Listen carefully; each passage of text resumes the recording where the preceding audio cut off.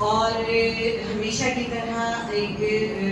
نہ صرف ان کی گفتگو بہت اہم اور خاصے کی رہی، بلکہ ہر مرتبہ جب ہماری ان سے ملاقات ہوتی ہے تو اپنے کسی نئے تحقیقی اور علمی کارنامے کے ساتھ ہمارے ساتھ موجود ہوتے ہیں، اور اس کی چاروں طرف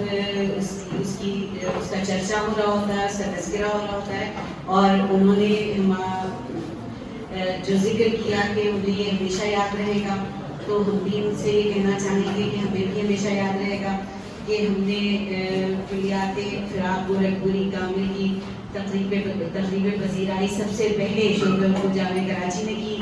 اور جو گفتگو آپ نے فرمائی وہ اپنی جگہ بڑی یادگار ہے اور طالب علموں کے لیے، ہم اساتذہ کے لیے رہنمائی کا سبب ہے۔ گفتگو کے مزید زاویے تھے، خود ہم ڈاکٹر صاحب کی بہت گفتگو سنتے، لیکن ان کا آج کا جو اسکیجول ہے وہ بہت پیکڈ ہے۔ ابھی انہیں آج کونسل پہنچنا ہے، اس کے بعد ایئرپورٹ، پھر ملتان، پھر بھاولپور، تو ماشاء اللہ وہ ہمیشہ کی طرح بڑے مستعد اور متحرک انداز سے سفر